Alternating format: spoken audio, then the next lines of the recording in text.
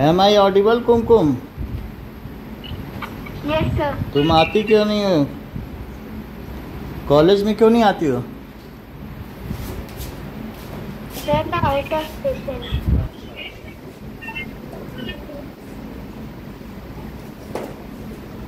Okay no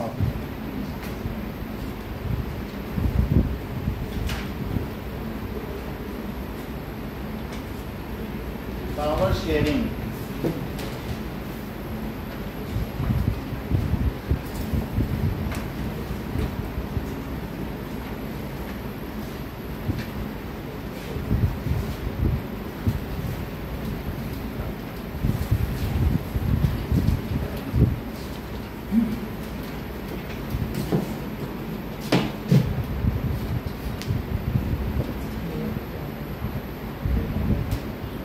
हम लोगों ने देखा था कि there was a small country in Europe that is Belgium.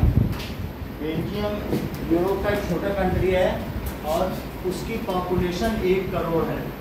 उसका एरिया हरियाणा के एरिया के ऊपर है और सेम कंडीशन हम लोग एक जैसा ही कंट्री ले रहे हैं तो सर मेयर का बैठता हाँ मेयर का बैठता ये नगर पालिका सोचती गेट में वहीं सब पार्षद बैठते हैं, वहीं मेयर बैठेगा। ठीक है, अब जरा देखो 2 अलग अलग कंट्री लेंगे, हरियाणा के जितने ही लेंगे। एक लेंगे श्रीलंका और एक लेंगे बेल्जियम। हम देखेंगे कि बेल्जियम में पावर शेयरिंग हुई।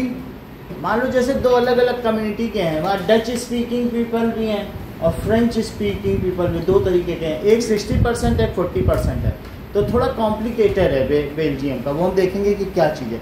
लेकिन उन्होंने इतनी चालाकी से पावर शेयरिंग की कि आज वो इतनी अच्छी जगह बन गई है कि वहाँ यूनाइटेड नेशन का हेड क्वार्टर्स है। इतनी अच्छी जगह है वहाँ। फिर कभी अगर तुम लोगों के हाथ में पावर दे दोगे, अगर मान लो एक 30% है नमन, एक मान लीजिए अगर मुस्लिम यहाँ 30% है और हिंदू 70% है, अगर तुम दोनों के हाथों में 50-50% भी पावर दे दोगे तो भी हो सकता है कि जो मेजॉरिटेनियन है वो खुश हो जाए, क्या ठीक है चलो दोनों के ही हाथ में पावर है। इसमें कोई गलत बात नहीं है, क्योंकि इससे किसी को भी अनरेस्ट की कंडीशन नहीं होगी कि नहीं। तो इस तरीके से अगर मैं कहूँ कि ठीक है हम 50% सीट्स रिजर्व करते हैं लोकसभा की कि हिंदू जीत के आएंगे, या तो हो सकता है लैंग्वेज के बेसिस पे, यहाँ लिंगुअल बेसिस है। कुछ डच स्पीकिंग है, डच नीदरलैंड के लोग होते हैं, नीदरलैंड के निवासी कौन से भाषा बोलते हैं? डच। तो डच स्पीकिंग है और कुछ है फ्रेंच स्पीकिंग जो कि फ्रांस के हैं। तो वहाँ कैसे पावर शेयरिंग की गई है इसको हम जरा देखें। बड़ी कुशलता से की गई और आज इतना शांत है कि वहाँ यूनाइटेड नेशन का हेडक्वार्टर्स है। वहीं श्रीलंका में कुछ तमिल स्पीकिंग है और जो बौद्ध लोग होते हैं वो सिंगला स्पीकिंग होते हैं। कैसा होते हैं? सिंगला स्पीकिंग। उन्होंने कहा नहीं जो मेजॉरिटेरियन है, यानी उन्होंने कहा सिंगला बौद्ध लोगों के हाथ में पावर है। तो तमिल से कहा तुमको कोई नौकरी भी नहीं है, कुछ नहीं है। वो 30% ही थे। अब किसी को तुम नौकरी नहीं दोगे तो क्या होगा बताओ? ऐसे कहेंगे तुम्हारी भाषा नहीं बोली जाएगी, कुछ नहीं, माइनॉरिटी को कोई हक नहीं दिया, उन्होंने उठा ली बंदूक और पिछले 60 साल से चल रहा है। तो बोलो पावर शेयरिंग करना अच्छा है कि बुरा? अच्छा करने से शांति है और न करने से जिसको तुम नहीं दोगे अधिकार, न उसको नौकरी दोगे न कुछ दोगे, तो बंदूक नहीं उठा लेगा। वो सब वहाँ लिपटे बन गए। That is the liberation of Tamil tiger सीला। अब जरा देखिए, ठीक है। सो आपके बुक में पहले चैप्टर में दो डिफरेंट कंट्रीज हैं। क्या आप जानते हो कि बेल्जियम कहाँ पर है यूरोप में? So that is, let us see where is. पहले हमने भरवाया नहीं है, बेल्जियम की भरवाया था, नहीं भरवाया, कोई बात नहीं। आपने बताया था कि नीदरलैंड के नीचे होता है। नीदरलैंड के ऑस्ट्रिया के ऊपर होगा, मुझे लगता है जर्मनी के नीचे। मैं फिर से देखता हूँ अगर ऐसी बात। देखो now Belgium in Europe in world map. अब ये देखो हम इसमें देखें कि बेल्जियम की स्थिति क्या है।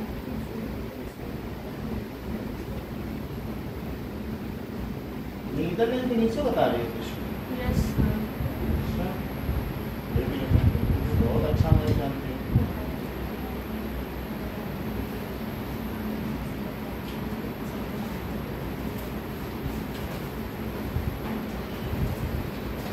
ये कहाँ दिखाया गया है? यूरोप है, जर्मनी है और ये है। सही कह रही हो, बिल्कुल तुमको तो हर चीज़ पता है। देखो ये नीदरलैंड है ऊपर, है ना, दिख रहा है? जर्मनी के ऊपर उधर क्या था? नीदरलैंड, और नीदरलैंड के नीचे क्या है? बेल्जियम। आप तो बहुत अच्छा जानती हैं। Late us see it.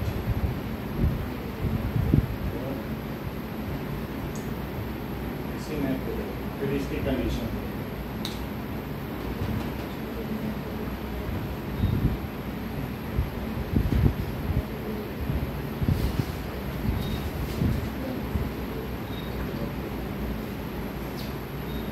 ठीक है। नीदरलैंड के नीचे जो ज़्यादा जाने की जरूरत नहीं है। आप लोगों ने देख लिया, यहाँ पे दिख भी रहा है।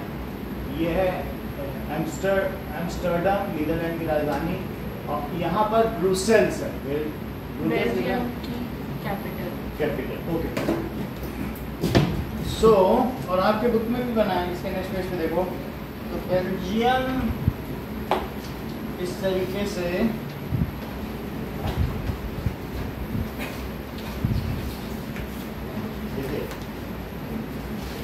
यहाँ पर late us see the demography. Demography का मतलब है कि कौन कौन से लोग रहते हैं, कौन कौन सी लैंग्वेज बोली जाती है, उसको क्या कहते हैं? डेमोग्राफी। सही है। बेल्जियम के क्या क्या होता है?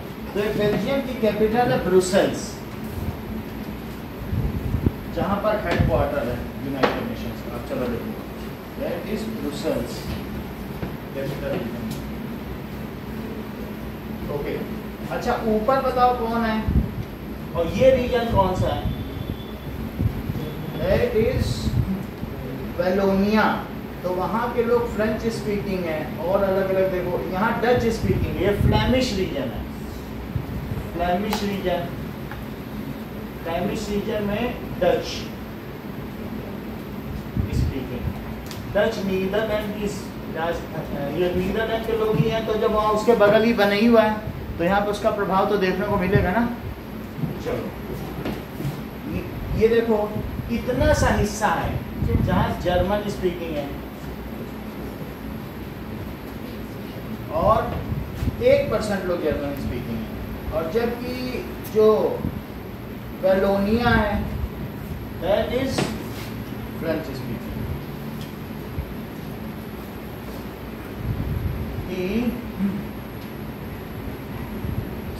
वेलोनिया रीजन फ्रेंच के, Wallonia that is French speaker, और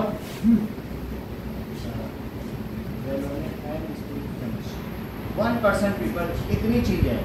जो डच हैं, of the countries total population 59% people, तो ये 59% लोग हैं, और इसके अलावा 40% यहाँ रहते हैं, और 1% जर्मन स्पीकिंग है जो कि यहाँ रहते हैं। तो ये जर्मन स्पीकिंग है, 40% ये है, 59। वास्तव में अगर देखा जाए मेजोरिटेरियन गवर्नमेंट के रूप में तो इनका आधिपत्य होना चाहिए ब्रुसेल्स में, लेकिन चूंकि ये रीजन फ्रांस के पास है तो ये बन गया फ्रेंच स्पीकिंग, और वो नीदरलैंड के पास है तो डच स्पीकिंग। हो सकता है ये हिस्सा अगर तुम देखोगे जैसे मैप से, तो ये जर्मनी से कनेक्ट हो रहा है, तो यहाँ जर्मन स्पीकिंग है, इन तीनों से मिल करके ये बना है। ठीक है, that we are seeing this is Belgium. किसका मैप है? Belgium. So the area of Belgium is equal to the state Haryana, and the total population of Belgium is 1 crore.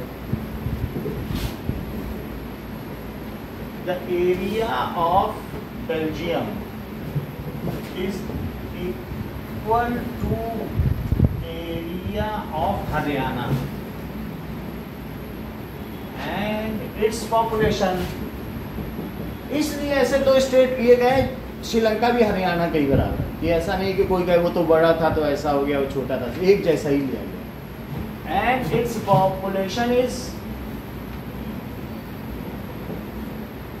1 crore. 59% of its people speak Dutch. और किस reason में रहते हैं बताइए? इन अलग रहते हैं, जैसे यहाँ पर भी देखो, जो मुस्लिम कम्युनिटी बगल में गली में चले जाओगे सब मुस्लिम मुस्लिम, कहीं कहीं ऐसे भी सरदारपुरा में जाओगे ज़्यादातर सरदार। तो कई बार लोग अपनी कम्युनिटी के पास इसलिए रहते हैं क्योंकि कल्चरल एक्टिविटी त्यौहार है तो मनाने में आसानी रहती है, ऐसे भी होता है। अब देखो 40% स्पीक फ्रेंच, क्योंकि वो फ्रांस से जुड़ा हुआ है, French in Wallonia region, and rest 1% speak German. तो इतना अच्छा इन्होंने काम किया, इन्होंने जर्मन को भी नहीं छोड़ा, जर्मन को भी रिप्रेजेंटेशन दी, कोई वहां डिसकंटेंटेड नहीं, सब खुश है। ब्रुसेल्स में क्या है, that is Brussels is capital of Belgium. और यहां पर क्या हिसाब से दाम दे रहे, ब्रुसेल्स में देखो 80% फ्रेंच बोलते हैं, ब्रुसेल्स का देखो यहाँ पे क्या है 80% फ्रेंच और 20% डच। ब्रुसेल में उल्टा है, देखो इसी ये जो राजधानी है ये फ्लेमिश रीजन में पड़ रही है, लेकिन इसमें 80% फ्रेंच के लोग हैं और 20% किसके हैं। How the power sharing was done, वहाँ 4 बार पावर शेयरिंग ट्राई की गई, चौथी बार जाके सेट होता है। पहले बार की गई, लोग फिर हड़ताल किए, वहाँ आंदोलन अगर तुम देखोगे तो इतने ज़्यादा आंदोलन हुए 10 साल में, तभी तो पावर शेयरिंग की गई। ऐसे कोई करता है पावर शेयरिंग क्या, चाहते तो रख लेते, तो फिर एक बार की नहीं माने, फिर की, तो लास्ट में जो फाइनल हुई है उसका प्रारूप आपको बताएगा, जरा देखिए। तो ओके,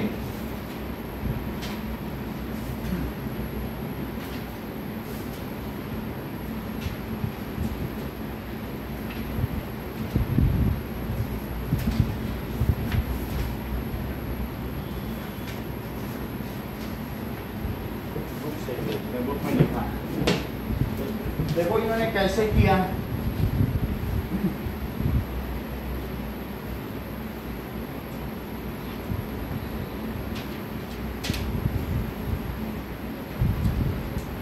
एकोमोडेशन इन बेल्जियम निकालो अगला पेज, तो वहाँ पता चलेगा।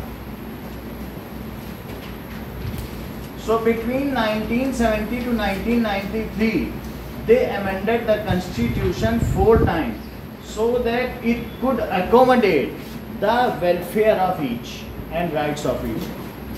Between 1970 to 1993, 4 bar constitution they have amended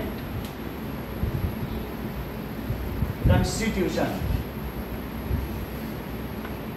4 times so that welfare and जो rights होंगे of each linguistic group, वहाँ लैंग्वेज के आधार पर है, लिंग्विस्टिक सभी व्हाइट रेस के हैं group, can have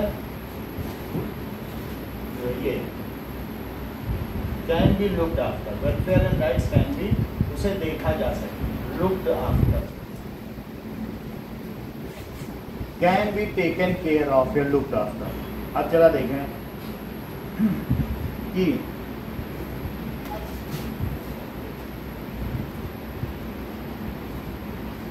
Constitution provides the number of Dutch and French speaking ministers shall be equal in central government. So power sharing देखो, power sharing. There is a federal structure in Germany having central government as well as state government. हमने कहा था जब 2 या 2 से अधिक level of government होती है तो उसको कौन सा स्ट्रक्चर कहते हैं, फेडरल स्ट्रक्चर बोलते हैं कि नहीं। So there is federal structure.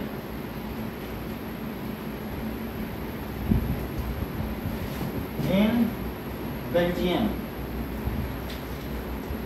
having central government, संघवाद है वहाँ, central government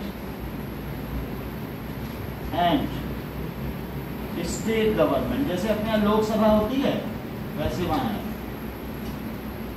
अब मुझे ये तो नहीं पता कि वहाँ कितने मेंबर्स होंगे मेंबर ऑफ पार्लियामेंट, लेकिन 50% of members in central government. State government दो हैं, जैसे हमारे यहाँ मान लो स्टेट है हरियाणा और पंजाब, ऐसे दो स्टेट है, तो हरियाणवी वालों को हरियाणा का दे दिया, पंजाब वालों को पंजाब का दे दिया। इस वहाँ पर जो स्टेट गवर्नमेंट है उनको बहुत ज़्यादा पावर दे दी गई है। हमारे यहाँ कैसा है कि हमारे सेंट्रल गवर्नमेंट के पास ज़्यादा पावर है, उन्होंने बहुत सारी ऑटोनॉमस बॉडी बना दी, बोला आप जैसे चाहे अपने रीजन को चलाएं, अपना फाइनेंशियल है, हम सेना से और इन सबसे सेंट्रल गवर्नमेंट का फाइनेंस ले लेंगे, बाकी आपका परिवहन से, ट्रांसपोर्ट से और सब चीज़ों से आता है वो आप अपना यूज़ करें। समझ में आ गई बात कि नहीं? तो सेंट्रल स्टेट गवर्नमेंट को ऑटोनॉमस कर दिया। वहाँ दो ही स्टेट हैं, कौन कौन सी स्टेट है बताओ? एक वेलोनिया है और एक Flemish. So they both are having they are autonomous body and given maximum. तो जो यहाँ के लोग होंगे, क्या वो डच स्पीकिंग 59% है ना पूरे उसमें, सब डच ही डच हैं। डच स्पीकिंग कैसे बताइए? पूरे फ्रांस के 100% का तो ये बाइफरकेशन किया गया ना, तो दैट इज बाइफरकेशन। तो 59% तो यहाँ डच गवर्नमेंट रहेगी, यहाँ फ्रेंच गवर्नमेंट रहेगी, दो स्टेट बनाएंगे। इनके लिए तो अलग से कुछ नहीं बना, उनके लिए आगे बताएंगे क्या हो, ठीक है? तो कौन कौन सी स्टेट है देखिए, state government is autonomous body. Autonomous का क्या मतलब है? स्वायत्त संस्थान, body and enjoys its rights.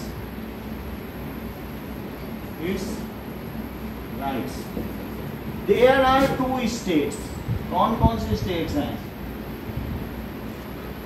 जैसा कि नाम से ही यहाँ पता चल रहा है, that is फ्लैमिश रीजन। कौन कौन से स्टेट है देख ले, कुछ ऐसा तो नहीं कि और कोई फ्लैमिंगो तो नहीं है, उनसे मिलता जुलता नाम होगा। Two states of Germany, Here's a state. two states of Belgium, According to Noemi, two states of Belgium. according to और कौन सी है? Wikipedia, the Kingdom of Flanders Belgium and is divided Wallonia. into 3 regions. 2 of these regions, Flanders और and कौन सा Wallonia, है? are each subdivided into 5 देखो provinces. ऐसा The map है, third region, देख रहे हो जैसे यहाँ Brussels, पे does not belong to any आप इसको province, तो and nor बनाइए। is it subdivided into provinces. Flanders and Wallonia. तो फ्लैमिश वाला स्टेट कौन सा हुआ? जो फ्लैमिश रीजन है, फ्लैंडर्स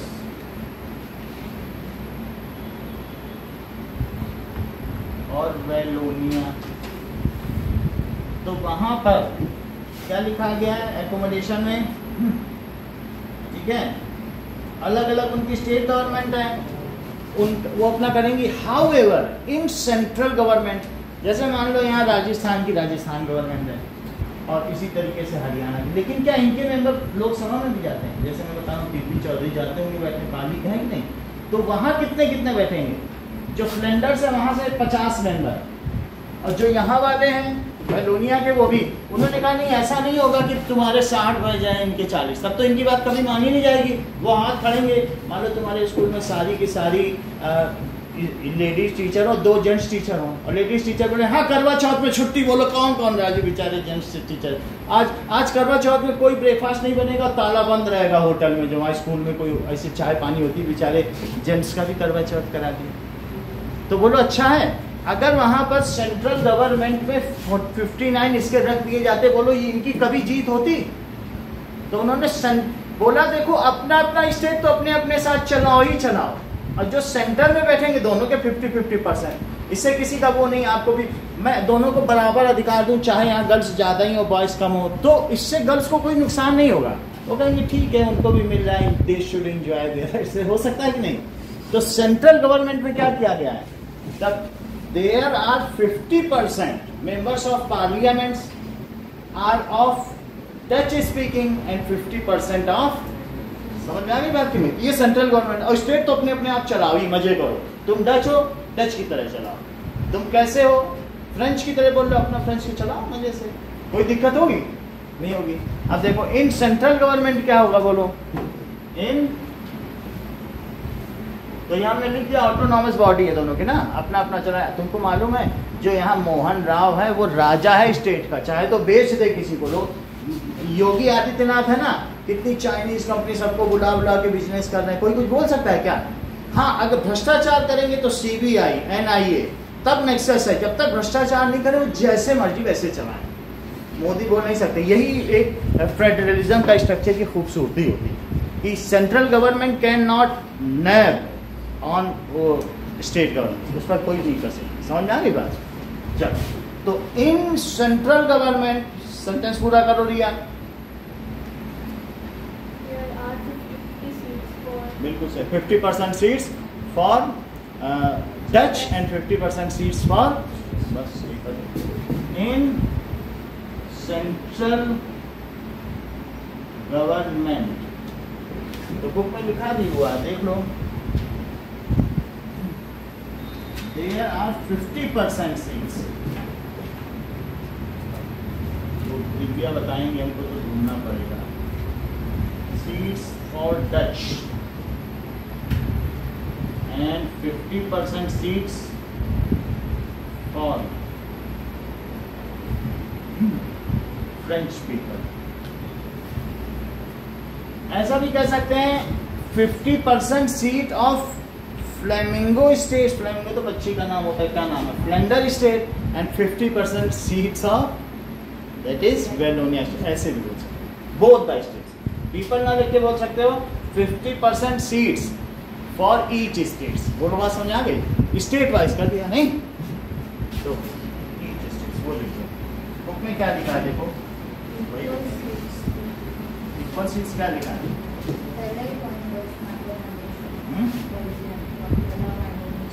किस पेज पे है?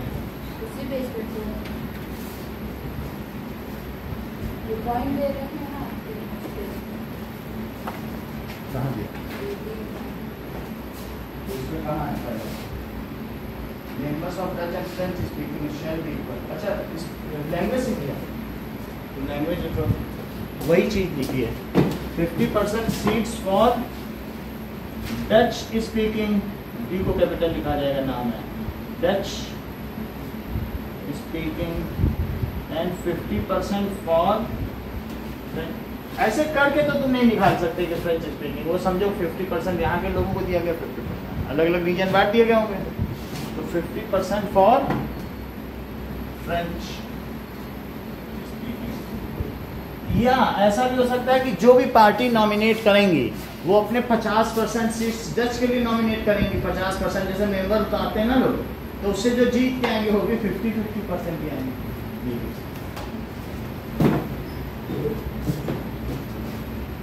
ओके, अगली बात क्या की ये बताओ। अब आपके मन में आ रहा होगा ये सब तो सही है, स्टेट भी चल गया, और कैसा हो गया? ये लोग कहाँ बैठते हैं? ये सारे मेंबर सेंट्रल गवर्नमेंट है ब्रुसेल्स में बैठे, ठीक है, सिट इन ब्रुसेल्स। अब आगे देखिए कि many powers of the central government has been given to state government of the two region. The state governments are not subordinate to central government.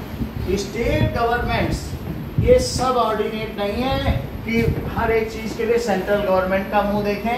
उनके अपने फाइनेंशियल राइट्स हैं, they have their tax collecting system. State हमने लिख भी दिया है सब, ये ऑटोनॉमस है। आप वैसे लिख सकते हो या बुक का लिख सकते हो। Men are enough powerful and not subordinate, मतलब अंडर में नहीं है ऑफ सेंट्रल गवर्नमेंट। तो ये बहुत अच्छा हो गया, स्टेट भी चल रहा है, सेंटर में जो केंद्र की स्कीम है वो भी चल रही है।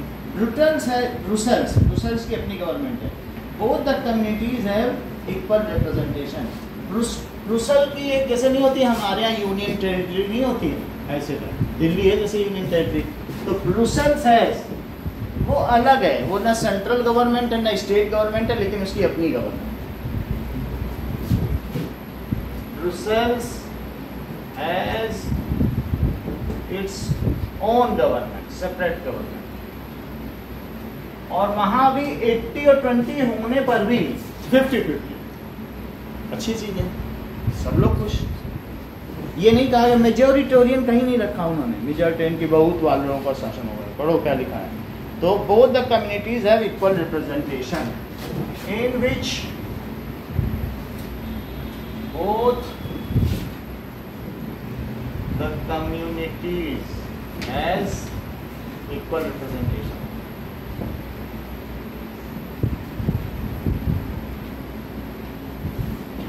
ओके, आगे की बात देखिए।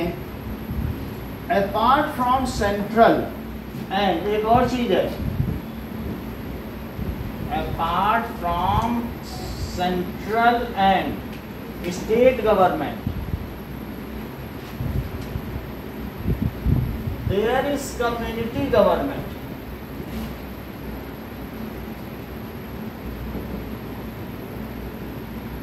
देखो ये बहुत अच्छा किया है। कौन सी government? Community government, French speaking French community government, German community government. उनको दिया गया लो 10 करोड़, करो अपने लोगों का वेलफेयर, है बात की नहीं? उनको शक्तियां दे दी गई, तो जर्मन भी खुश, अगर कम्युनिटी गवर्नमेंट बन जाएगी तो भी तो खुश रहेंगे। That is French community government. अपनी कम्युनिटी को प्रोलिफरेट करो।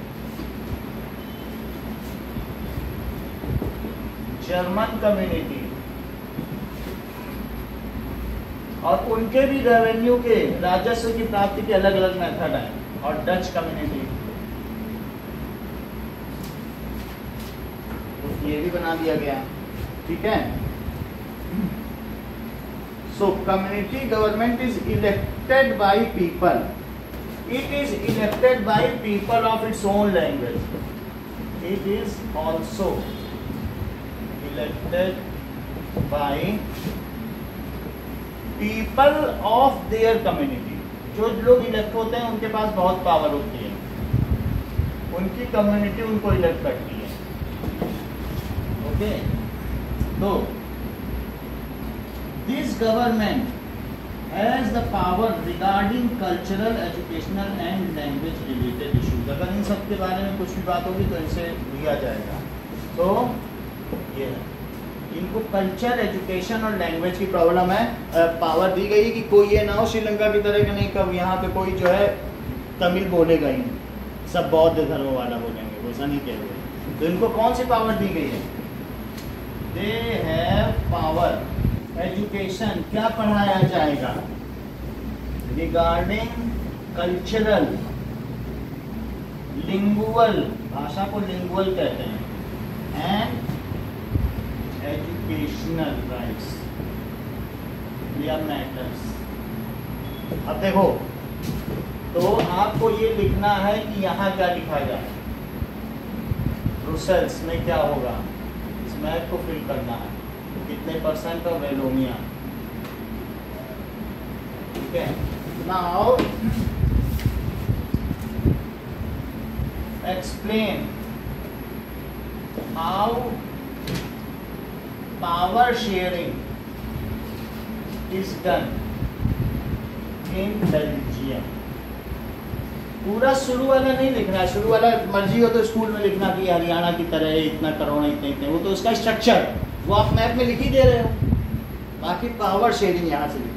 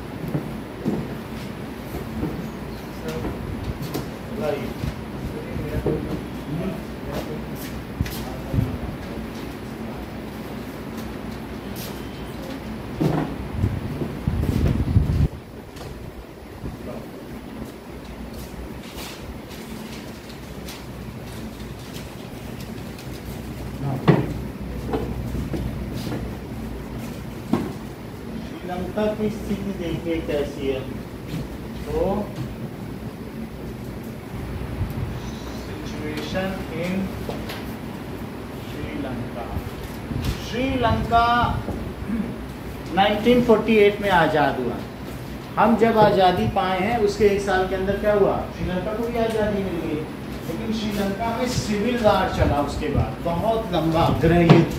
वहाँ की दोनों पॉपुलेशन जो तमिल है और सिंगली, वे आपस में लड़ भी रही। देखिए तो ये देखो,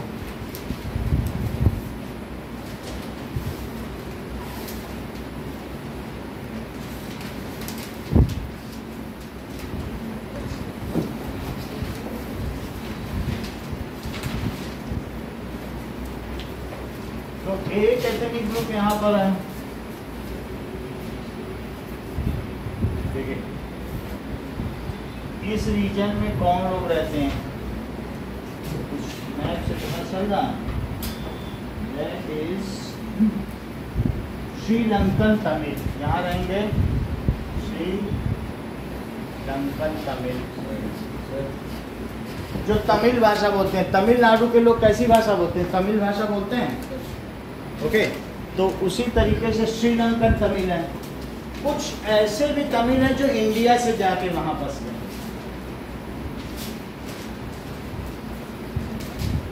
तो वो कहाँ पर है, वो इसमें कहाँ दिखाया गया, जरा चेक करो। तो इंडियन तमिल को क्या डार्क रीजन से दिखाया गया।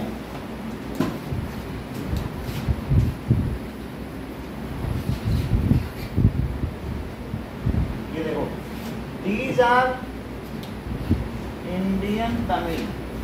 जो इंडियन तमिल है, श्रीलंकन तमिल है, उसमें हिंदू मुस्लिम दोनों है। ये भाषा है, भाषा वो बोलते हैं। लेकिन क्यों ऐसा बता रहा हूँ, क्योंकि वहाँ भाषा को ही डिस्करेज किया गया। तो हिंदू मुस्लिम दोनों डिस्करेज हो गए, बोले इस भाषा के लोगों को कुछ नहीं मिलेगा। तो क्या हिंदू मुस्लिम सबको राइट्स नहीं मिला? तो जो इंडिया के तमिल गैंग में कौन कौन है बोलो, हिंदू मुस्लिम। और इसी तरीके से श्रीलंकन के तमिल में भी कौन से हैं बोलो, हिंदू मुस्लिम। और यहाँ कौन रहता है, जो बड़ा रीजन है बताओ, दैट इज सिंहलीज। सिंहलीज का मतलब है बौद्ध धर्म के लोग, जो भगवान बुद्ध को मानते हैं ना, बुद्धिस्ट। दैट इज सिंहलीज, उनका तो धर्म ही बुद्धिस्ट है, तो इसलिए सिंहलीज। आप जो वहाँ की विक्रम सिंघे सरकार थी, या और भी इस तरीके की जो सरकार हुई है, तो वो सारी की सारी सिंगली हैं। और अभी भी थोड़े दिन पहले, 1 साल पहले तुमने देखा था कि प्रधानमंत्री वहाँ गए थे बुद्ध धर्म के मंदिर का, उन्होंने जो है मोनेस्ट्री का उद्घाटन किया। तो वो बुद्ध धर्म का, क्योंकि वहाँ मुख्य वही है, तो उसका उद्घाटन। ठीक है, तो ये कौन लोग हैं बताइए, बुद्धिस्ट। तो ये चीज है। अब वहाँ का फैब्रिकेशन देखिए, Sri Lanka was freed in 1948। Its area is equal to Haryana and its population is double of Belgium. वहाँ की 1 करोड़ थी, तो यहाँ की कितनी है, 2 करोड़।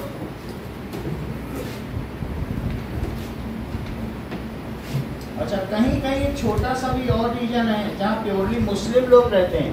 तो ये कौन कौन सा रीजन है, ये आबादी, दैट इज वो मुस्लिम है।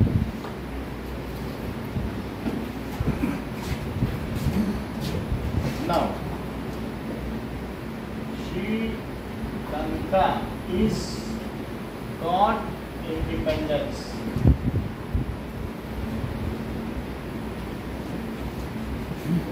in 1948.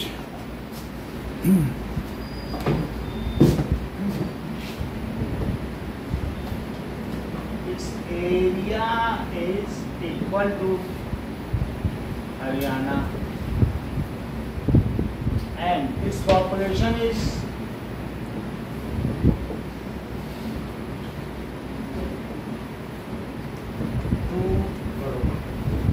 What is the demography of Sri Lanka? Sri Lanka की डेमोग्राफी कैसी है ना,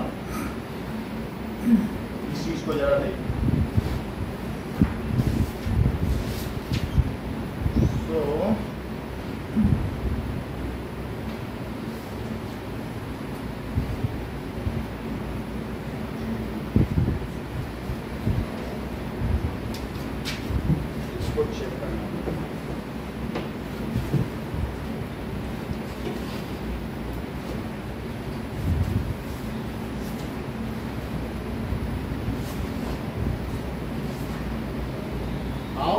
percentage of people in Sri Lanka are Sinhalese and how many are Tamil?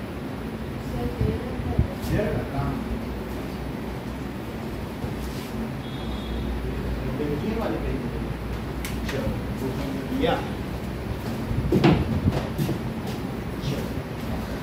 So, देखिए, it is 74% are Sinhala speaker. Here, 74% people are Sinhala. Sinhala है, that is Sinhalese. ये कौन है? Sinhalese. Speak Sinhala. And have religion. कौन सा religion है? Buddhist. Buddhist में 2 D आएगा, Buddhist and follow Buddhism.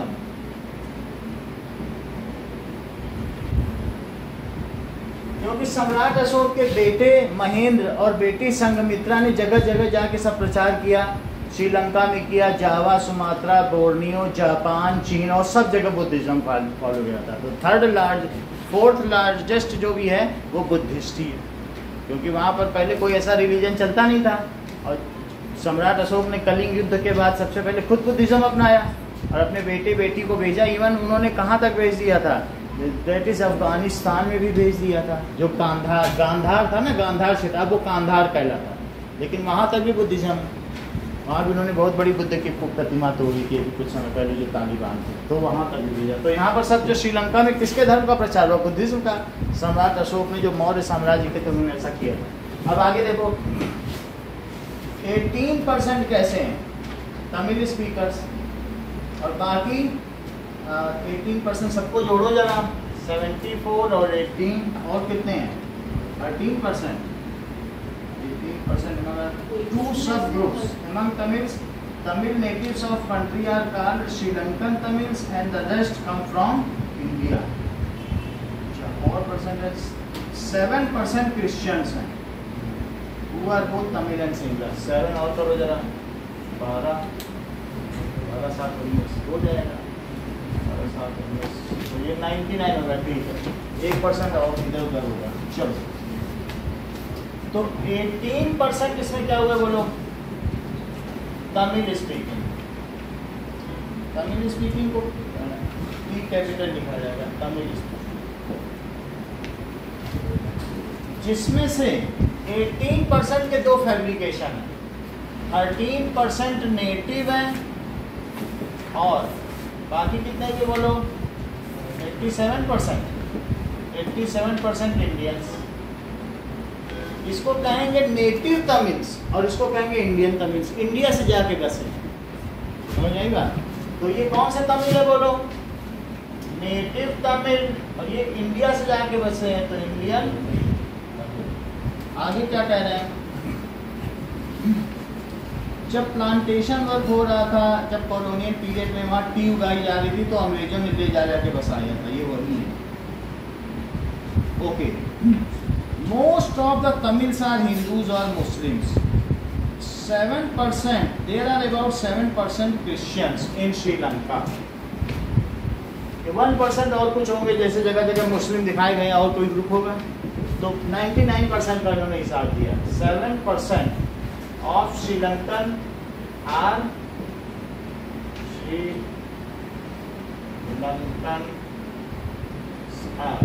Christian, वो ईसाई हैं। इतनी बात कही। अब जरा देखो, वहाँ एक एक्ट पास किया गया, वो एक्ट कौन सा था? सो इन 1956 Sinhala declared as official language by Act of 1956। वहाँ एक एक्ट पास कर दिया गया, कानून लागू हो गया।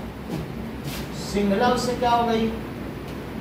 Sinhala became official language।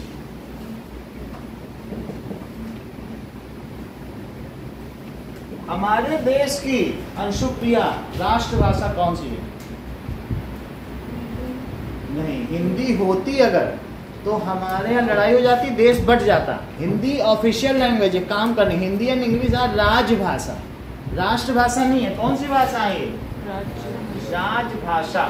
और हमारे यहाँ की जो अदर लैंग्वेज है, ऑल आर जो दूसरी लैंग्वेज है सबको मान्यता प्राप्त है, 13 भाषाओं को सभी को मान्यता प्राप्त है। लेकिन राजभाषा कौन कौन सी बताइए? हिंदी और क्या है? इंग्लिश। 22 हो गई ना। अब जरा देखो कि 1990 की बात है, इन्होंने बोला इंग्लिश नहीं रहेगी। केंद्र ने लोकसभा में कानून पास कर दिया। क्या पास कर दिया? इंग्लिश नहीं होगी, अब से हिंदी होगी। जो साउथ के रीजन थे, मेनली तमिलनाडु, बिल्कुल हिंदी जानते ही नहीं है, तो उन्होंने जितनी रेलवे स्टेशन थे, अभी भी तुम कोई गया होगा तो देख लो, जो हिंदी में लिखा उसको काले से पोता गया है। उन्होंने इसका इतना विरोध किया। कहीं पे भी कुछ है, जो इवन जो हिंदी भाषी उनसे वो बात नहीं करते थे, उनको निकालने लग गए, मारने तक लग गए। फिर अंत में ये जो कानून है इसको वापस किया गया। समझ में आ गई बात? क्योंकि भाषा के आधार पर भी अगर तुमने ज़्यादा कंजर्वेटिव बनने की कोशिश की, बहुत चालाकी से अपना भी संविधान बनाए, नहीं तो इतनी ज़्यादा डाइवर्सिटी होते हुए भी हम 70 साल तक इसे खींच लाए हैं पीसफुली। क्या हो सकता है? इतनी डाइवर्सिटी तो किसी नेशन में नहीं है। आप देख लो, जब रिपब्लिक डे परेड में कोई यहाँ पर झिंगल वाला कर रहा है पंख लगा के, तो कोई कमर में कुछ हड्डी बांध के कर रहा है, ऐसी डाइवर्सिटी मिलती ही नहीं कहीं पे, अलग अलग तरीके की। तो फिर भी सब एक साथ कैसे खुश रह रहे हैं? क्योंकि हमने पावर शेयरिंग अच्छी की है, और वो भी 140 करोड़ में की है। तो श्रीलंका में कहाँ गलती हो गई ये हम देख रहे हैं। ओके, तो यहाँ पर क्या बात बताई गई कि इन्होंने इसको मतलब सिंगला को ऑफिशियल लैंग्वेज कर दिया। हमने अभी थोड़ी देर पहले बताया था इंग्लिश को ऑफिशियल लैंग्वेज से हटा दिया गया, तो कितना बवाल हुआ। 1 साल तक कितना ज़्यादा ये हमारे सामने की बात है। और 1 साल बाद इवन जो यहाँ से भर्ती करने के लिए जाते थे, या एयरफोर्स स्टेशन है मद्रास में, एयरफोर्स स्टेशन है चेन्नई में, उसमें भी वो लोग पत्थर पेंटिंग करते थे, स्टोन पेंटिंग, कि नहीं हम ये नहीं चलने देंगे, कोई चीज़ नहीं चलने देंगे। तो इस तरीके से राजभाषा है। राजभाषा को क्या बोलते हैं बोलो? Official language. तो इनको क्या करना चाहिए था? क्या इनको सिंगला को रखना चाहिए था कि तमिल को भी रखना चाहिए था? रखना चाहिए था, तब कोई प्रॉब्लम नहीं होती। लेकिन इन्होंने इस एक्ट के दौरान इसको ऑफिशियल लैंग्वेज घोषित कर दिया। अब जरा देखिए, and Singla community, Singla community adopted all visas,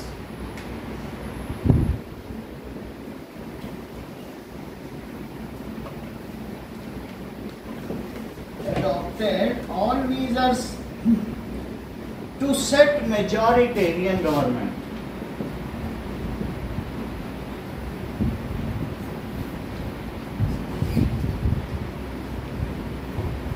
कि भाई हम ज़्यादा है तो हम ही चलाएंगे, हम तमिल को, तमिल थोड़े हैं, तमिल तो 18% है, या फिर क्रिश्चियंस को भी हम क्यों वो करें, सारे फायदे उठाएंगे। तो उन्होंने क्या किया, श्रीलंकन, और इसके बाद क्या हुआ,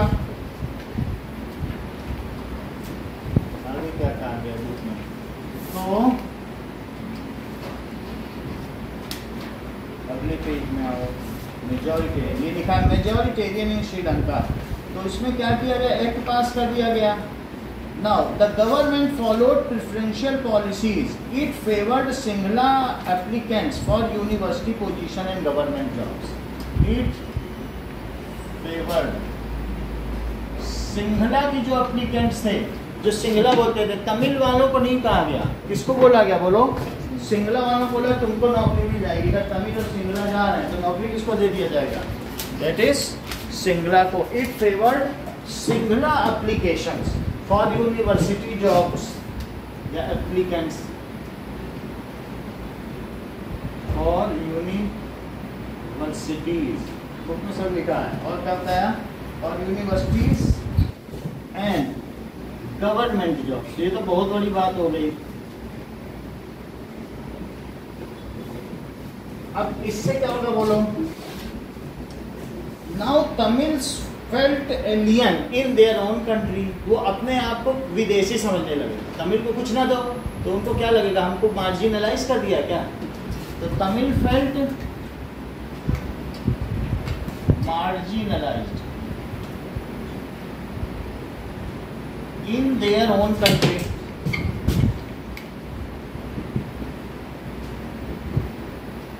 अब इसके बाद उन्होंने क्या किया तमिलियंस में? Tamilians demanded for Tamil as official language. उन्होंने किस बात की डिमांड की? They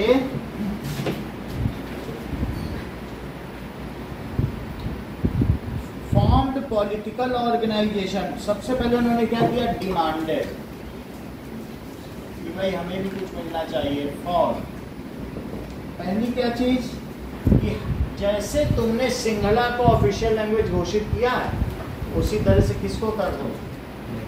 Tamil as official language. Bharat में अगर तुम्हें पेपर देना है, चाहे IIT का या नीट का, हर भाषा में आता है। भाषा के आधार पर किसी को वंचित नहीं किया जा सकता है उसके अधिकारों से। समझ में आएगा? चाहे नीट का देना हो, चाहे जी का दे, JEE का, सब भाषा में दे सकते, ठीक है। इवन मैथिली में दे सकते हो, जो जनकपुरी सीता की भाषा है। हर चीज में, मगही में, मैथिली में, हर भाषा में। अब जरा देखो,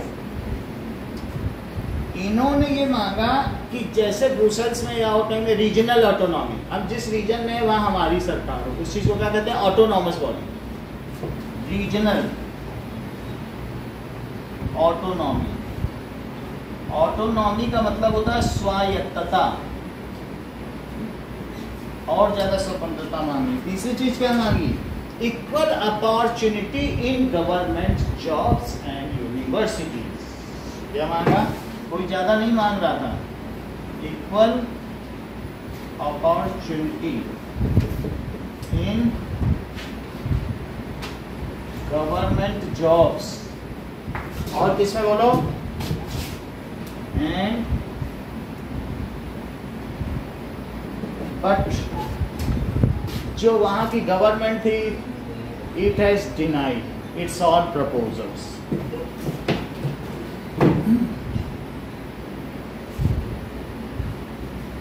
denied its all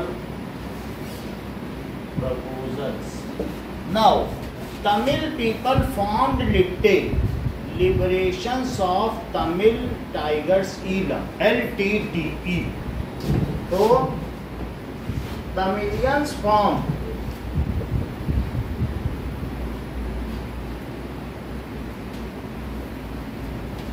political organisation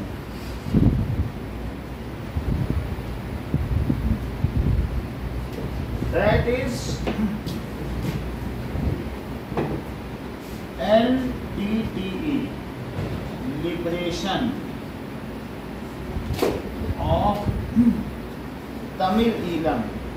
tigers भी है, टाइगर्स ऑफ तमिल। तमिल ईलम का मतलब स्टेट होता है। देख लो, ईलम किसको कहते हैं? वो उस भाषा में, तमिल में। तो पहले इन्होंने कहा भाई तुम हमें कुछ नहीं दे सकते हो, तो हमारा वो छोटा सा जगह है, बहुत जरा सी जगह है, हमको तुम एक अलग देश बना दो। कुछ नहीं देना चाहते हो ना, हम मतलब चुपचाप रहेंगे। Now they demanded for a separate country. तो कुछ नहीं दे सकते हो अपने पास से, तो हमको अलग कर दो, है ना।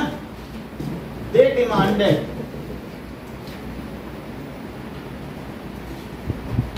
For separate country. भाई तुम कब तक अपने भाई की पसंद का रेस्टोरेंट में खाना खाती रहोगे? बोलोगे नहीं खिला सकते मेरे पसंद का, हटाओ हम दूसरे रेस्टोरेंट में। बोलोगे कि नहीं? वो भी डोसा खाता है, तुमको भी डोसा खिला रहा, क्यों खाओगी बताओ? चलो, अब इसके बाद लेटर ऑन दे उन्होंने क्या कर दिया? Had taken weapons, they became armed to fight for their rights. बात समझ आ गई? और उनको वहां का आतंकवादी संगठन मान लिया, मांगी। अब उसके आगे की कहानी, राजीव गांधी इसीलिए तो मारे गए, प्रधानमंत्री मर गया हमारे यहाँ इस चक्कर में। ध्यान दो भाई, भारतीय शांति सेना भेजी गई, इन्होंने आम उठा लिए।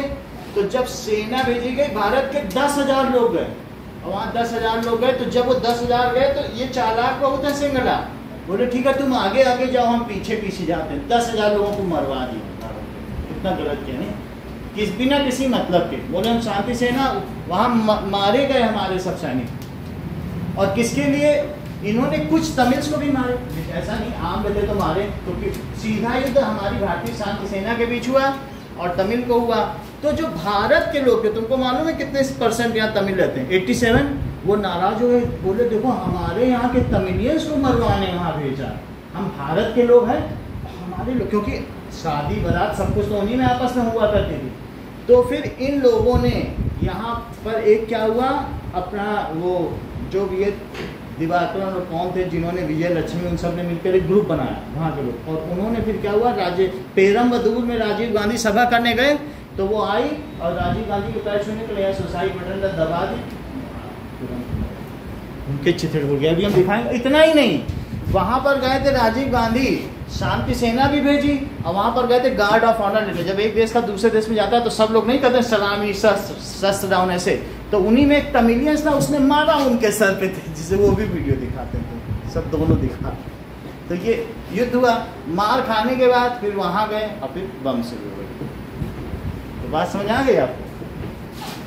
तो दैट इज लिबरेशन ऑफ, तो उनके they demanded for separate country. Later on they became armed and Sri Lanka has faced long civil war.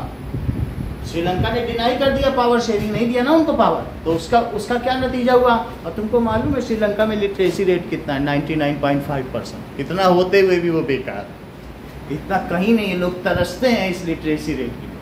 और वहाँ रोज लोग एक दूसरे को मार रहे हैं, गृह युद्ध छिड़ गया, 60 साल से गृह युद्ध छिड़ा। So now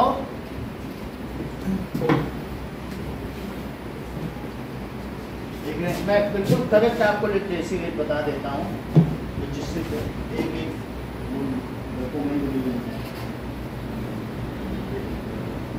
literacy rate in Sri Lanka 92.5, वो गृह युद्ध की वजह से कम हो गया होगा, लेकिन फिर भी काफी अच्छा है, कई देशों से ऊपर। ठीक है, चलो। But their all demands were denied, किसके द्वारा? By majoritarian government.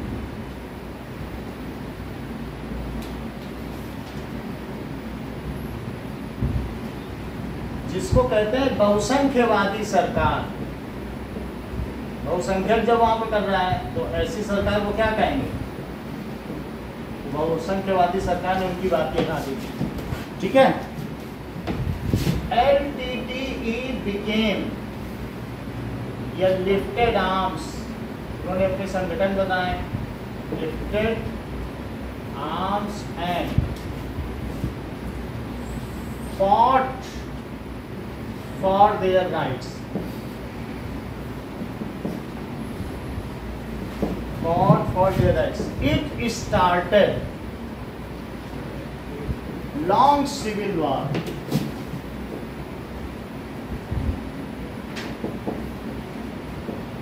In Sri Lanka.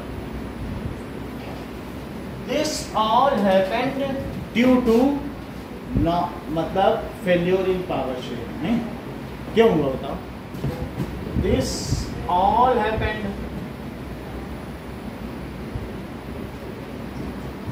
Due to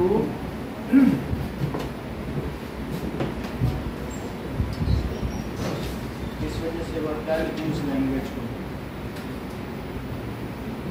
due to failure in power sharing.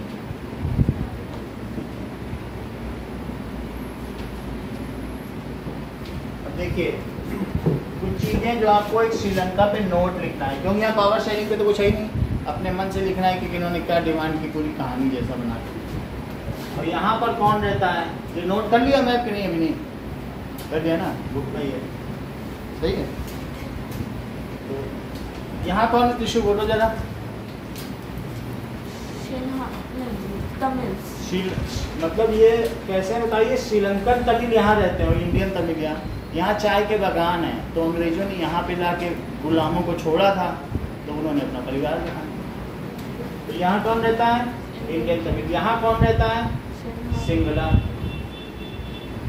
Sinhalese है जो सिंगला बोलते हैं, सिंगला लैंग्वेज और सिंगलीज वहाँ के निवासी। चलो, सो फिल द मैप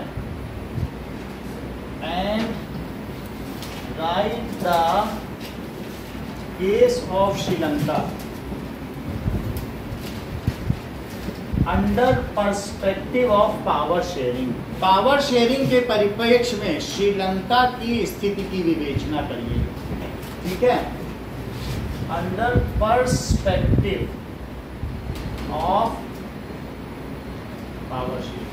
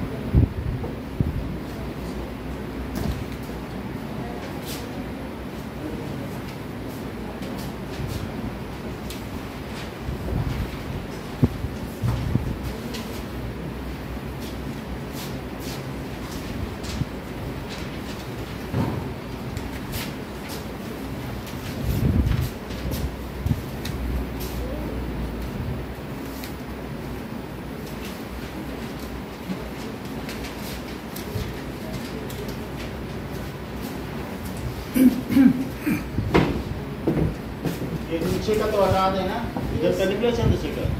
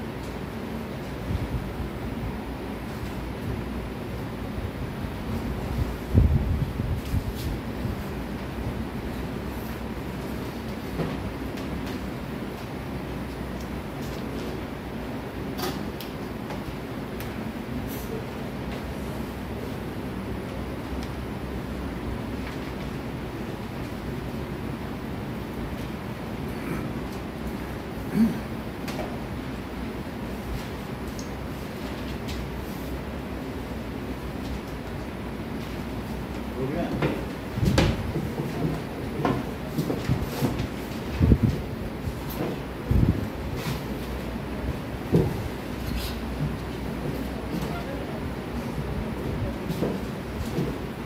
चलो स्टार्ट करो।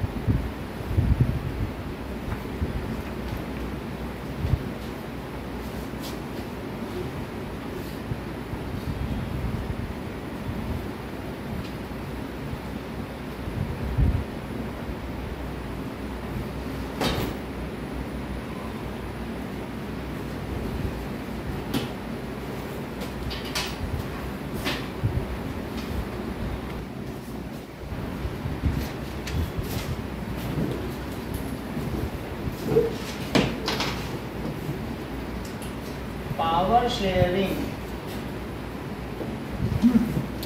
is very important.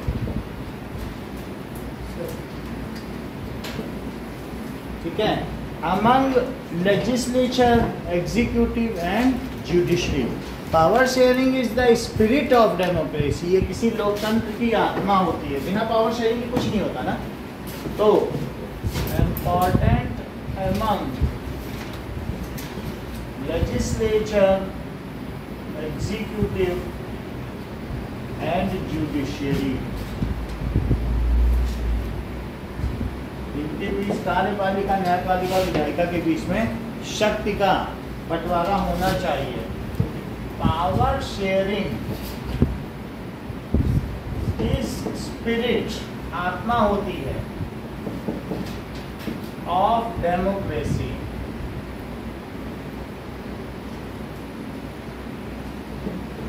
ठीक है। Now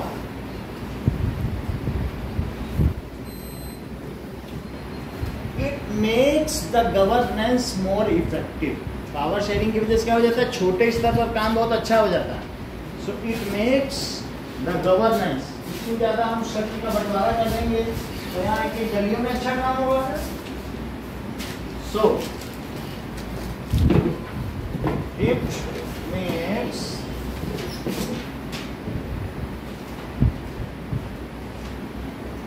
governance more effective.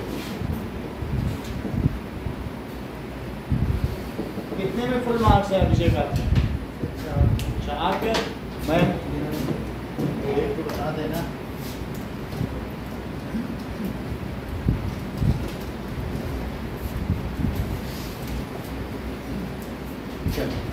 अब वहां देखो, पावर शेयरिंग दो तरीके से हो सकती है। भाई power sharing is desirable, so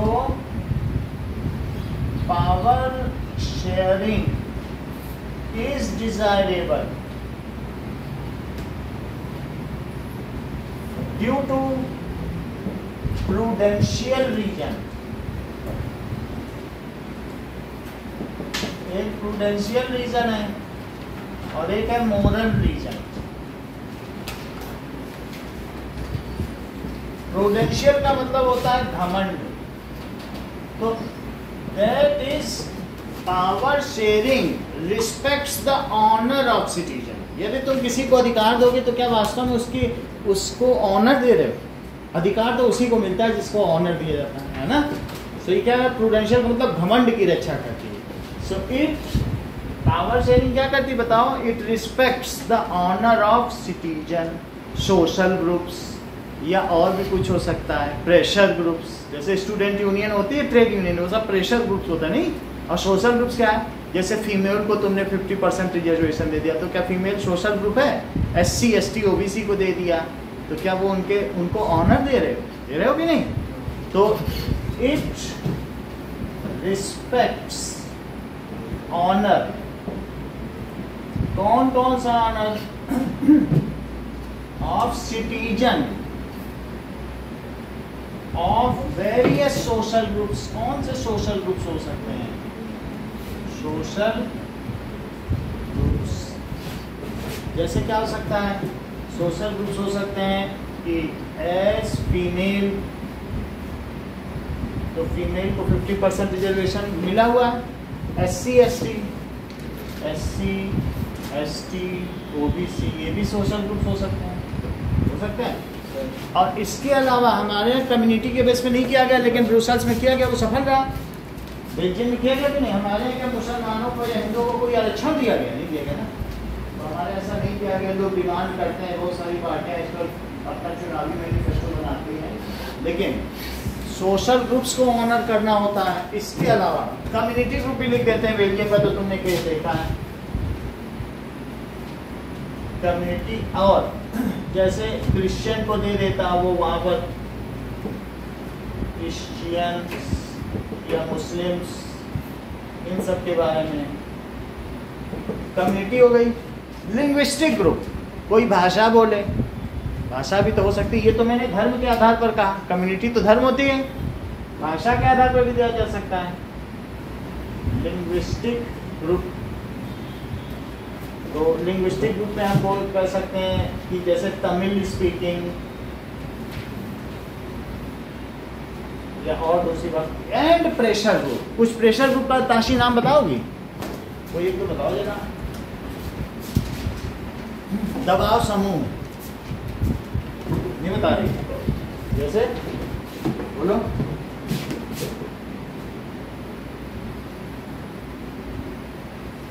students union, trade unions, railway union बनाते हैं कि नहीं? अन्ना हजारे ने भी मूवमेंट किया था, वो एक प्रकार का कैसा ग्रुप था बताइए?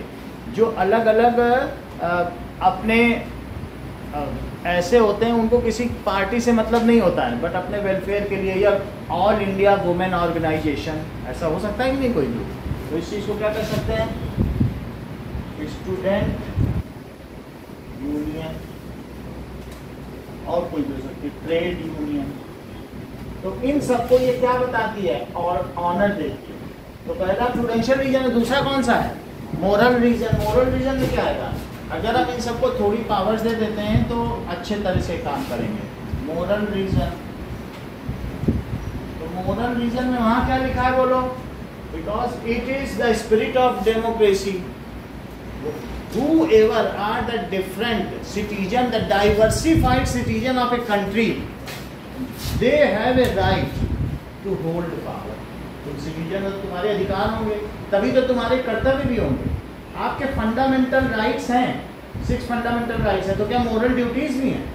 क्या ड्यूटीज है मोरल ड्यूटीज? आपके संविधान में 14 मोरल ड्यूटीज हैं कि झंडा दिखे तो वहां पर खड़े हो जाओ, सम्मान करो, राष्ट्रगान गाओ। ये नहीं कि पता चला कागज का झंडा है तो उस पर समोसा रख के खाने लगे, वो सब नहीं करना है। राष्ट्रगान गाना है, भाषा का सम्मान करना है, सैनिकों का सम्मान करना है, देश की बाहर जाके बदनामी नहीं करनी, ये सब आपकी मोरल ड्यूटीज हैं। देश की अखंडता की, you should preserve the integrity of country. बोलो बात समझ में आ गई कि नहीं? तो ये सब आपकी क्या चीज बताई जाती हैं, मोरल ड्यूटीज। तो अब मोरल रीजंस क्या है, power sharing is spirit of democracy.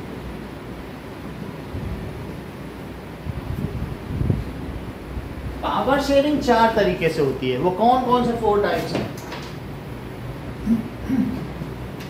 Types of power sharing, horizontal power sharing, vertical power sharing, power sharing among social groups, power sharing among pressure groups. ठीक है, 4 कौन कौन सी हैं? तो पहली वाली क्या है, टाइप्स ऑफ पावर शेयरिंग।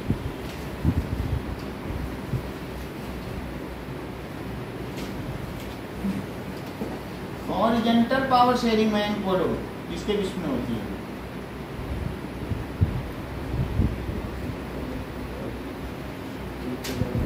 बोलो 3 pillars of government ना। So between legislative, executive and judiciary। Media को भी नहीं, मीडिया को भी ले सकते हो, देना चाहो तो दिया ही जा सकता है, उसको भी कुछ पावर देनी चाहिए। ठीक है, ऑटोनॉमस मीडिया कह सकते हो नहीं। और दूसरी चीज है vertical power sharing. Vertical power sharing किसके बीच होती है? Central government, state government and vertical power sharing between central government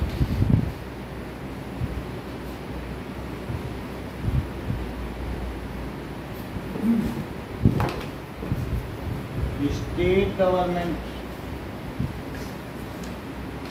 and local government.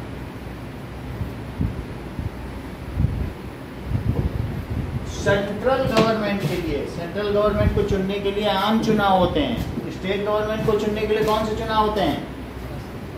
Assembly election से विधानसभा चुनाव। और लोकल गवर्नमेंट को चुनने के लिए लोकल इलेक्शन से निकाय चुनाव। निकाय चुनाव से क्या चुना जाएगा? मेयर। वैसे तो सभी चुने जाएंगे, लेकिन उनमें से भी जो उनका लीडर होगा वो मेयर चुना जाएगा। और असेंबली इलेक्शन से क्या चुन लोगे?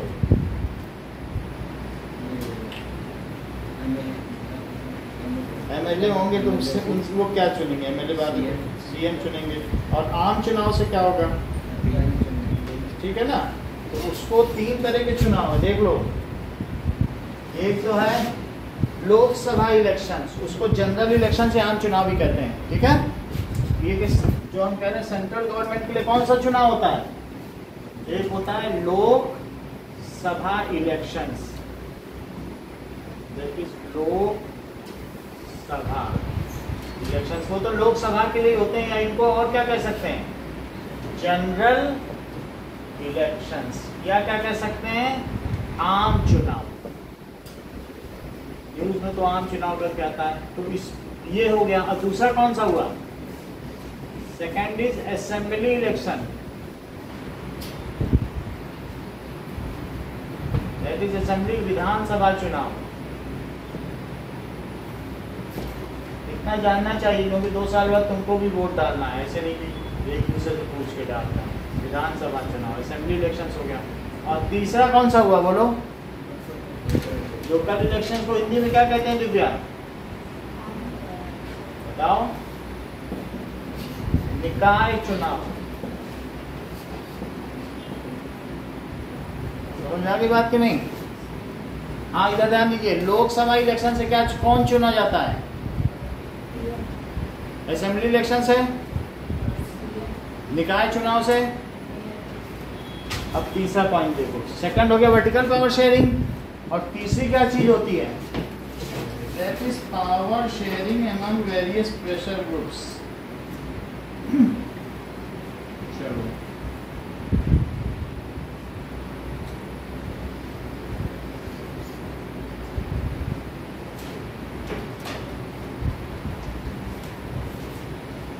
ना, that is power sharing social groups. ठीक है, power sharing among social groups. कौन कौन से सोशल ग्रुप्स हो सकते हैं? जैसे सोशल ग्रुप्स हमने आपको बताया कि फीमेल का रिजर्वेशन, कुछ भी हो सकता है। समाज में अलग अलग ग्रुप बने हुए, SC, ST, OBC रिजर्वेशन। तो अगर हम ऐसे कर रहे हैं, उनको सांसद बना रहे हैं, उनको विधायक बना रहे हैं, या हमारे यहाँ दयाराम भाटी है, वो कुछ बन जाता है, SC ST का है, तो क्या हम उनको सम्मान दे रहे हैं, पावर शेयरिंग कर रहे हैं? तो उनका ग्रुप भी छूट जाएगा कि भाई हम भी देश के हैं, हमें देश के लिए कुछ करना चाहिए। तो इनका रिजर्वेशन, वुमेन रिजर्वेशन हो सकता है। सोशल ग्रुप तो किसी भी आधार पर बन सकते हैं। या इसी तरीके से इसका एग्जांपल हो गया, that is community government in Belgium. उन्होंने उनको पावर शेयरिंग दी, उनका इलेक्शंस होता है। तो एग्जांपल क्या हो गया? Community government in Belgium. अगर कोई आपसे पूछे Tashi what is the example of this vertical power sharing, तो क्या कहोगी? वर्टिकल पावर शेयरिंग का मतलब है in India there is a federalism. Federal structure जहाँ होगा, जहाँ नहीं होगा फेडरल स्ट्रक्चर तो वहाँ पे नहीं होगा। तो फेडरल स्ट्रक्चर, इसका एग्जांपल क्या है बोलिए? Federal structure in India. और जो पहला वाला था वो भी है कि इंडिया में इस तरीके से लेजिस्लेचर देयर आर द 3, जहाँ राजा का शासन होगा, नेपाल टाइप में हो सकता है, वहाँ ये सब ना मोनार्की होती है, वहाँ थोड़ी ना होता है लेजिस्लेचर। ठीक है। अच्छा, चौथी चीज क्या बताई गई? These are the 4 different points. That is power sharing among different political parties and pressure groups.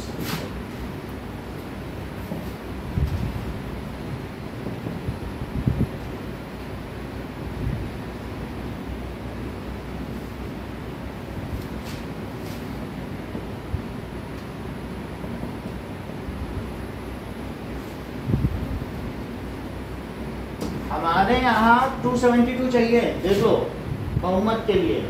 BJP को कितनी मिली?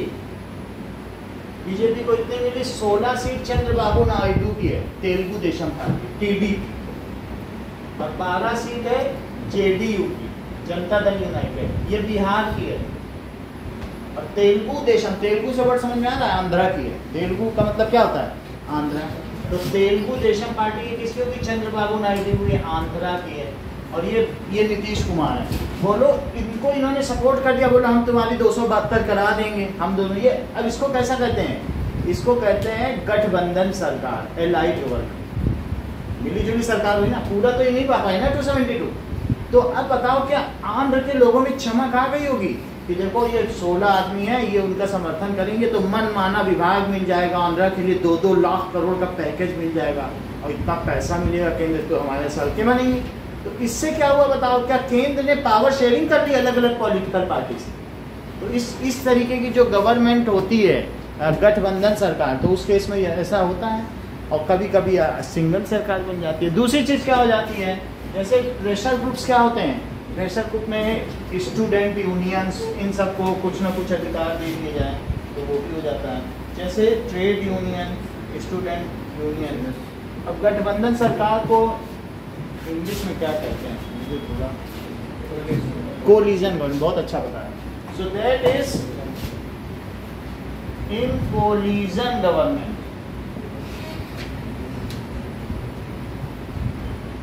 ठीक है, डिफरेंट पार्टीज कंबाइनली मेक, ठीक है, सेंट्रल गवर्नमेंट या government, different parties have common manifesto.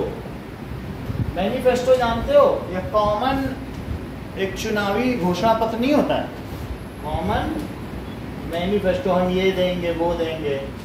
And make government, फिर बाद में गवर्नमेंट बनाएंगी। एंड एंजॉय पावर,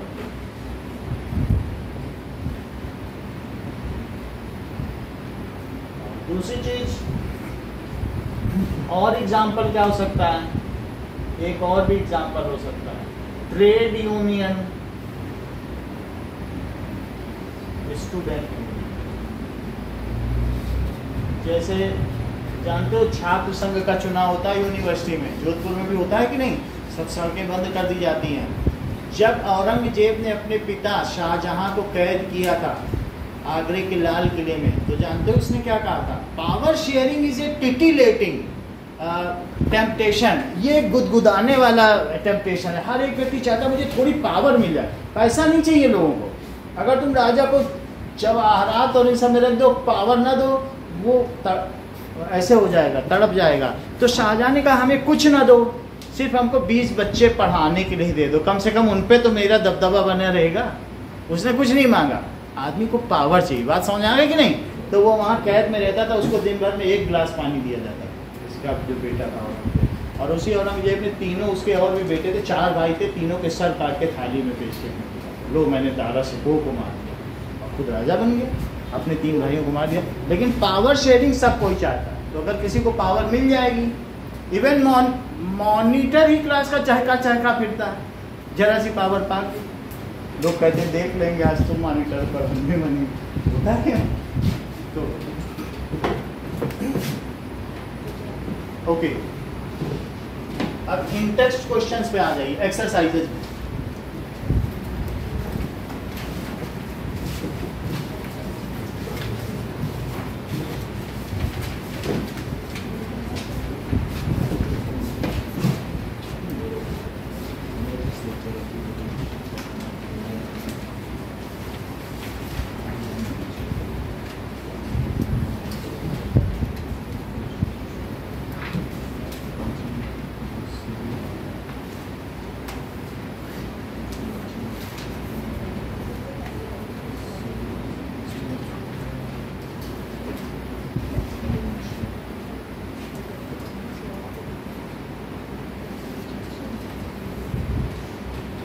चलिए, नाउ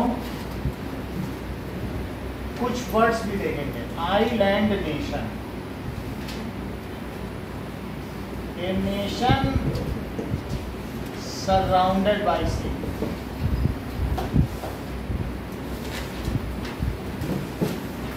एग्जाम्पल है Sri Lanka.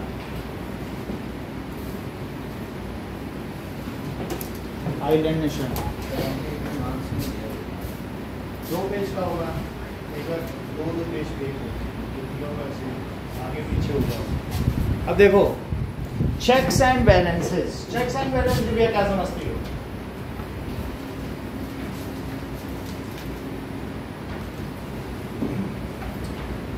Now 3 organs of government जो आपस में काम करते हैं, acts as on checks and balance. 3 organs of government, ठीक है, checks that other organ do not breach its limit, वो अपनी सीमाओं का उल्लंघन न कर दे, and in this way they balance the power। ये देखें, तुम अपने काम में ध्यान रखो, this is the rule book, इसके हिसाब से चलो। तुम हमारा क्यों अधिकार ले रहे हो? नहीं, अधिकार की बात होती है। Checks that other organ do not, देखो जो ब्रीच लिख सकता है तो ब्रीच लिख दे, और नहीं लिख सकता है तो cross it's limit. And in this way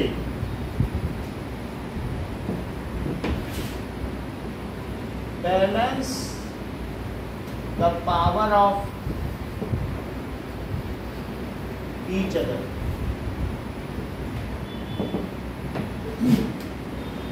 Legitimate government.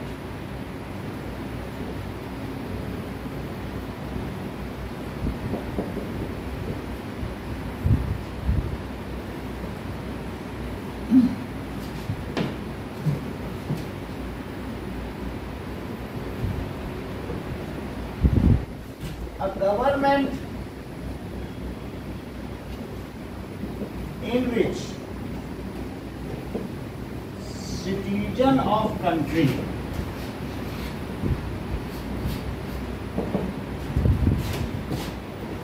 get due power sharing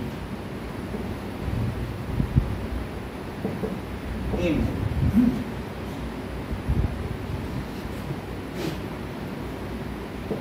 country. मान लो जैसे हमारे देश में ऐसा हो कि परिवारवादी संस्थाएं सब गांधी गांधी आते हैं, जवाहरलाल नेहरू, इंदिरा गांधी, फिर उसके बाद सोनिया गांधी, फिर राजीव गांधी, फिर राहुल गांधी, फिर उनके बेटे आए, तो ऐसे में वो लेजिटिमेट नहीं है, वो तो परिवारवाद हो गया। और कोई कहते हैं वो सुनो चाय वाला बन गया है प्रधानमंत्री, कोई रबड़ी वाला बन गया, समोसे वाला बन गया, वो कहेंगे लेजिटिमेट है। क्योंकि एक आम आदमी अगर कहीं सरपंच कोई बन जाए, कोई मुखिया बन जाए, कोई ग्राम प्रधान बन जाए, तो वो लेजिटिमेट है। अगर आप पॉलिटिकल पावर पा जाती हो एक आम आदमी होते हुए भी चुनाव लड़के, तो इसका मतलब है कि वो गवर्नमेंट कैसी है? लेजिटिमेट का मतलब है कि कानूनी रूप से मान्यता प्राप्त, जिसको मान्यता प्राप्त हो जाती है वो चीज़ लेजिटिमेट कहलाती है। ठीक है, दैट इज लेजिस्लेचर। लेजिस्लेचर का मतलब ही होता है, और लेजिटिमेट यानी मान्यता प्राप्त।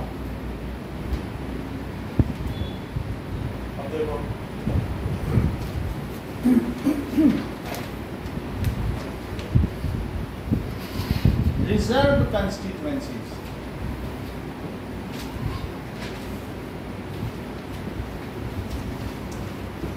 The constituencies हमारे यहाँ 75 constituencies SC के लिए ना, और कुछ 40 जो है वो ST के लिए, शेड्यूल टाइप के लिए तो 125 के करीब ऐसी हैं।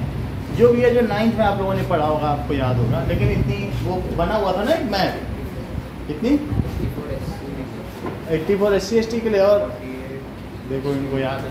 तो कुछ चुनाव क्षेत्र, कंस्टिट्यूएंसीज का क्या मतलब होता है? जैसे अगर मैं बात करूं दाशी, जोधपुर एक कंस्टिट्यूएंसी है, तो किस चीज की कंस्टिट्यूएंसी है? बोलो बोलो। MP के सांसद बनने की कंस्टिट्यूएंसी। सरदारपुर एक कंस्टिट्यूएंसी है, वो किसकी कंस्टिट्यूएंसी है? बोलो। MLA विधायक बनने के लिए, सरदारपुरा से तो विधायक हैं, जो गहलोत, अशोक गहलोत, तो देखो राजस्थान के मुख्यमंत्री रहे 10 साल। तो एक कंस्टिट्यूएंसी, छोटी कंस्टिट्यूएंसी, तो वो विधायक बना सकती है। पूरा शहर है, वो भी एक चुनाव क्षेत्र है, वो क्या बना सकता है? सांसद बना सकता है कि नहीं?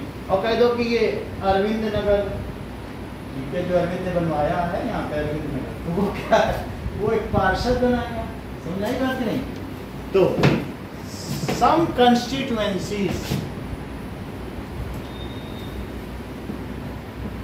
are reserved for SC। SC के लिए कितना बता रहे हो? 78 सीट्स,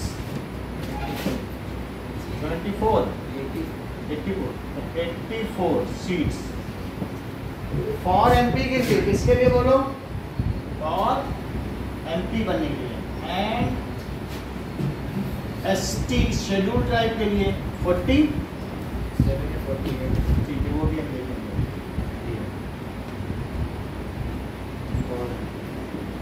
इसके लिए रिजर्व कंस्टिट्यूएंसीज हैं।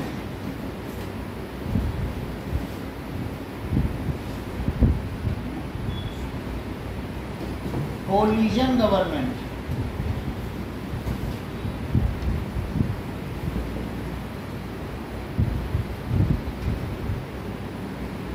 government formed by union of two or more political parties.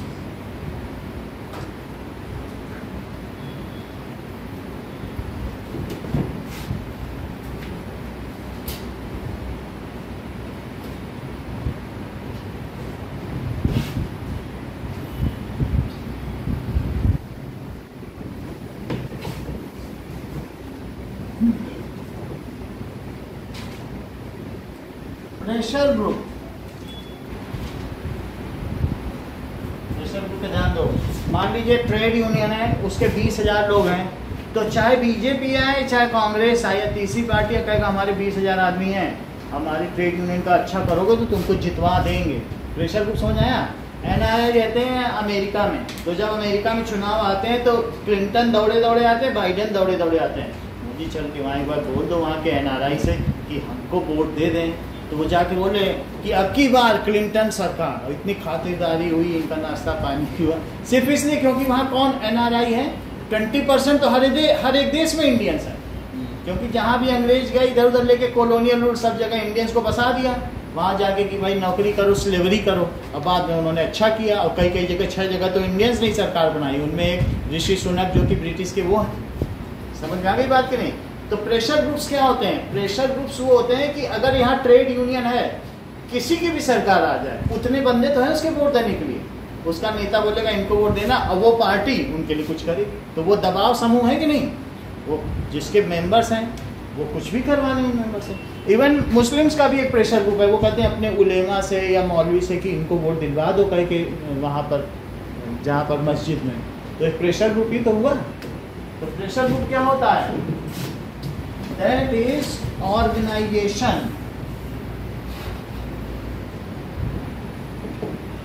that attempt to influence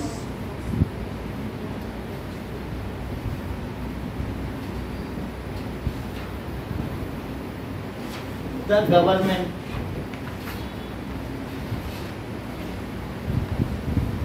it does not belong to any political party। ये किसी की वो नहीं होती कि बीजेपी का थोड़ी होगा क्या, वुमेन ऑर्गेनाइजेशन बीजेपी का होगा क्या? It does not belong to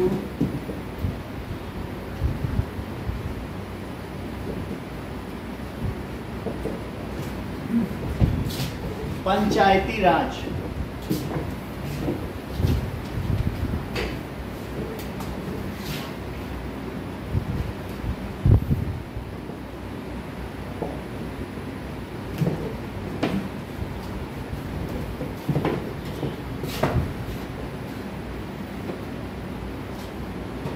A system of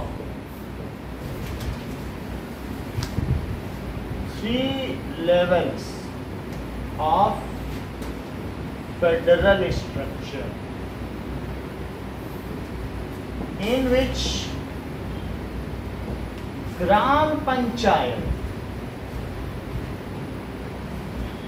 is basic unit of governance. अगर देश की सभी ग्राम पंचायत अच्छी हो गई तो देश अपने आप अच्छा होगा। तुम्हारी बॉडी की हर सेल सही है तो तुम स्वस्थ। तो हमारी यूनिट ऑफ लिविंग क्या है? फंडामेंटल यूनिट ऑफ लिविंग क्या? सेल है। तो देश की जो फंडामेंटल यूनिट ऑफ एडमिनिस्ट्रेशन या गवर्नेंस है वो क्या होती है? ग्राम पंचायत। और 6,40,000 ग्राम पंचायत है हमारे देश में, तो वो सभी अगर सही हो गए so is the basic unit of govern administration.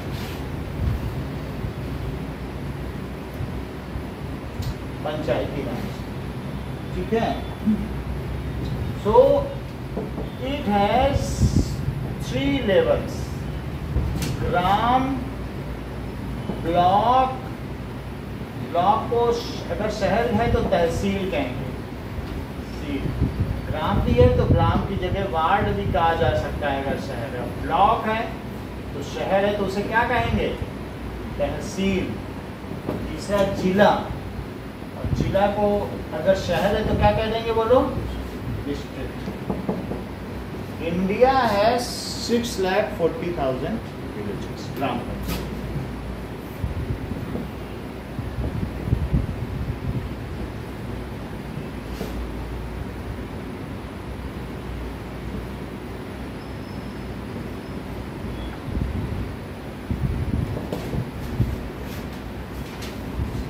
कल हम लोग इकोनॉमिक्स पढ़ेंगे और 15 मिनट इसके कुछ क्वेश्चंस बचे हैं एक्सरसाइज के उसको।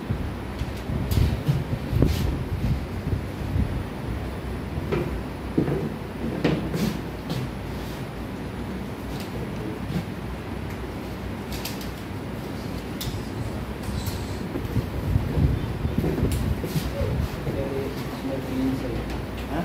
3 तीन है